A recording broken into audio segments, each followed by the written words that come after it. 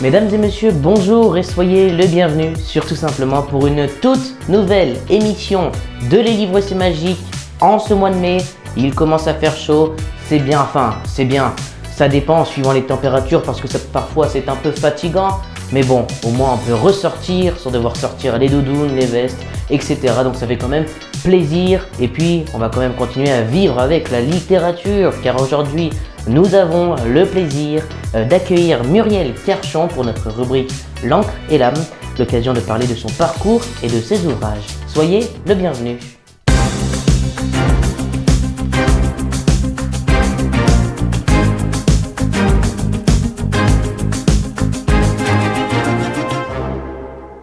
Muriel Kerchon, bonjour, merci d'être avec nous pour cette émission. Bonjour Léo. Alors avant de parler de votre parcours et de vos ouvrages, nous avons un petit rituel depuis le début de l'année, c'est le livre magique des citations. Le but est simple, vous nous donnez une citation que vous avez inventée ou alors une citation déjà existante que vous appréciez. Quelle est votre citation magique ? Alors moi j'ai une citation depuis très petite, c'est que quand je notais encore les citations dans des carnets, et l'une d'entre elles m'a longtemps accompagnée, c'est les mots sont abeilles pour l'esprit de Paul Valéry.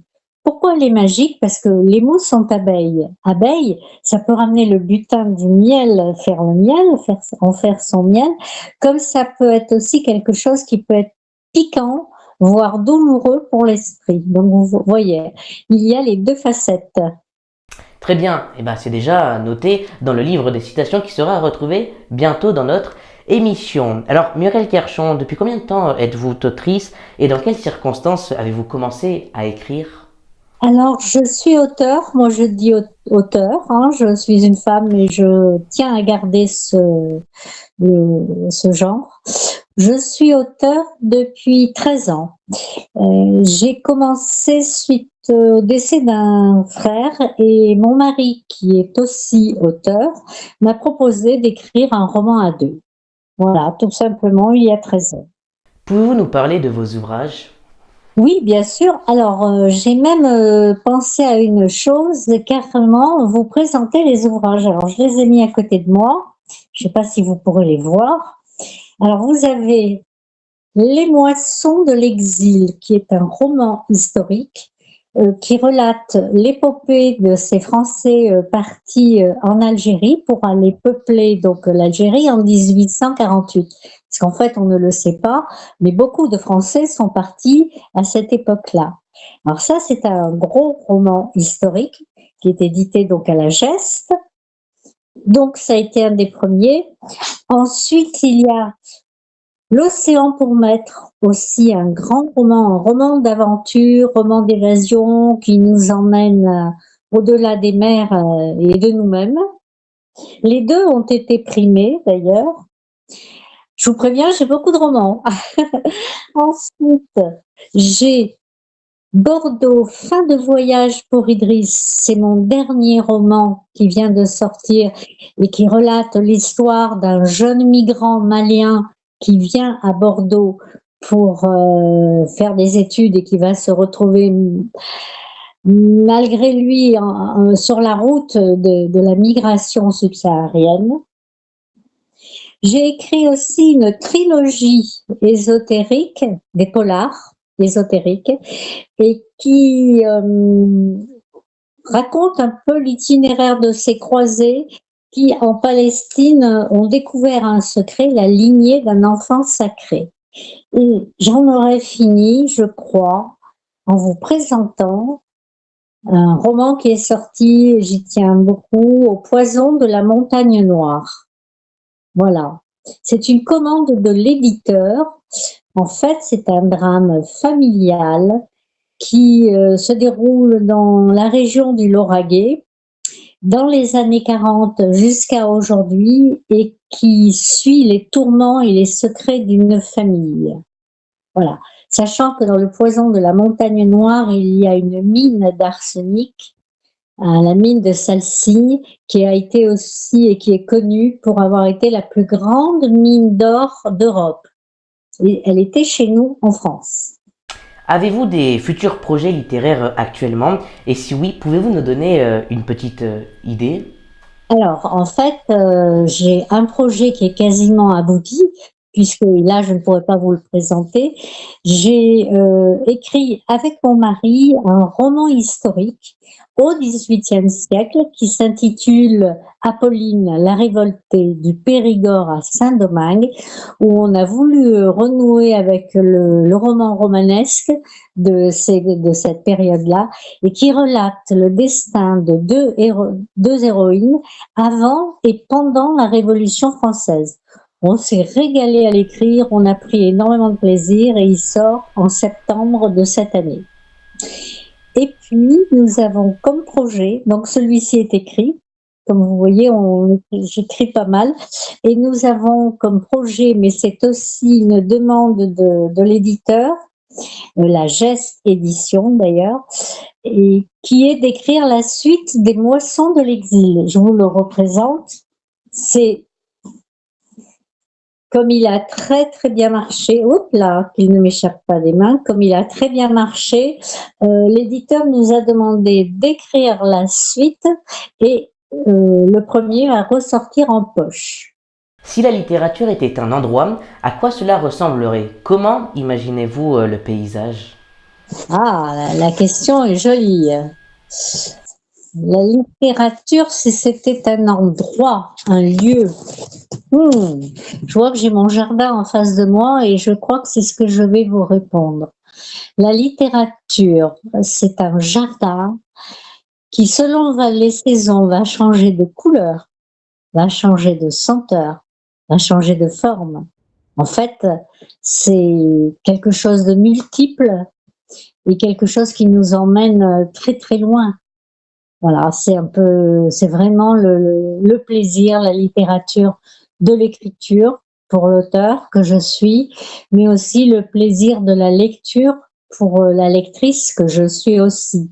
Car je pense qu'on ne peut pas être auteur sans avoir beaucoup, beaucoup lu d'abord. Une question qui demande de l'imagination. Si vous aurez la possibilité de refaire vivre un ou une auteur et que vous pouvez lui dire quelque chose, qui ce serait et qu'est-ce que vous lui direz? Alors, comme j'ai écrit L'Océan pour maître, qui est un roman d'aventure, je pense tout de suite à un auteur, Daniel Defoe, qui a écrit L'île au trésor. Parce que j'avais beaucoup rêvé avec cette île et je lui dirais ton île, elle est loin, beaucoup aujourd'hui aimeraient tellement s'y réfugier. Je crois que nous avons tous besoin actuellement et d'être avec les autres et aussi de pouvoir s'isoler loin du bruit et de la fureur du monde. Avec l'avancée de la technologie, l'intelligence artificielle, les réseaux sociaux, les livres numériques et audio, etc., comment voyez-vous le futur de la littérature? Ah, c'est compliqué. Alors, les réseaux sociaux, bon, je suis un auteur un peu étrange dans le sens où je n'ai pas Facebook, je ne suis pas sur Instagram, je n'ai pas de réseaux sociaux. J'ai un éditeur qui m'a dit dès le premier roman, écrivez, moi je m'occupe de faire connaître vos romans. Mais effectivement, il marche bien ainsi. Les réseaux sociaux, je crois que je suis assez rétive. Quant à l'IA, j'ai écrit un livre d'anticipation en 2016 où je parlais déjà de l'IA, de la convergence avec les nanoparticules et où j'avais imaginé une sorte de superpuissance algorithmique en 2016 quand même, qui allait prendre tous les pouvoirs sur l'homme et surtout aller chercher la conscience de chez l'homme dans son cerveau. Parce que lui arrivait à être le plus grand, celui qui avait le plus de pouvoir, mais il sentait bien qu'il lui manquait quelque chose. C'était cette conscience. Alors, pour répondre à votre question directement, toutes ces nouvelles technologies, eh bien, je pense que c'est comme l'atome. l'atome, la guerre atomique, voilà, tout dépend de l'usage qu'on en fait. Tout peut être beau comme tout peut être négatif. À nous, les humains, d'être sages, d'être raisonnables et d'être suffisamment imaginatifs pour ne tirer que le positif de toutes ces nouvelles technologies et de toutes ces découvertes. Justement, que pensez-vous de l'intelligence artificielle? Selon vous, est-ce qu'elle sera énormément utilisée dans les années à venir dans le monde de la littérature? Ah, la question. On en parle beaucoup dans les salons, entre nous, entre auteurs. Alors, moi, j'avoue que je n'ai pas été vers ChatGPT, quoi que ce soit. J'en ai entendu parler, comme tout un chacun, bien évidemment. Mais de ce que j'en sais, à travers des auteurs amis qui ont voulu avoir, qui ont eu la curiosité pour s'en servir, pour voir un peu ce que cela pouvait donner, tous sont d'accord pour me dire, pour m'avoir dit qu'en fait, c'était, oui, on pouvait obtenir du texte, mais que c'était du texte sans âme.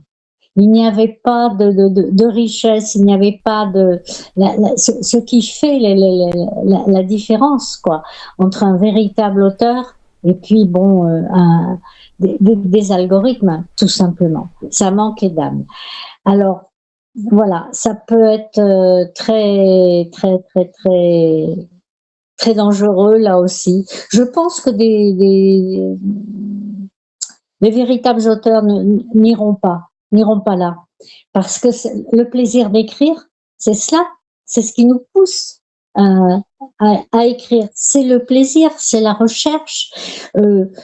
Nous avons Google pour tout ce qui est recherche, on va dire, documentaire.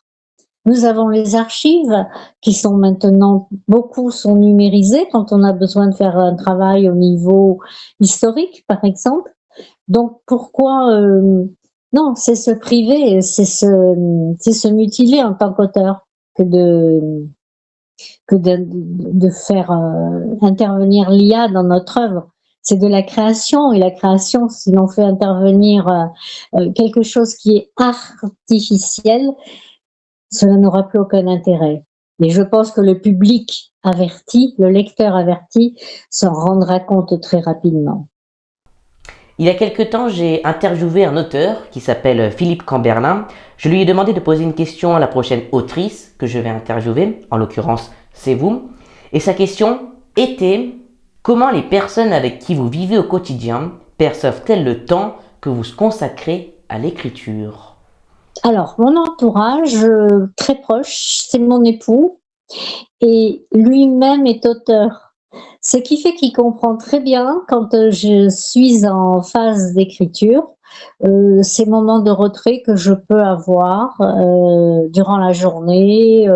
J'écris essentiellement dans la journée, et donc lui-même, bon, nous avons à peu près les mêmes temps d'écriture. Et donc souvent, très souvent, on s'adonne à tout ce qui est, on va dire, monde matériel le matin, et l'après-midi, j'écris. Voilà.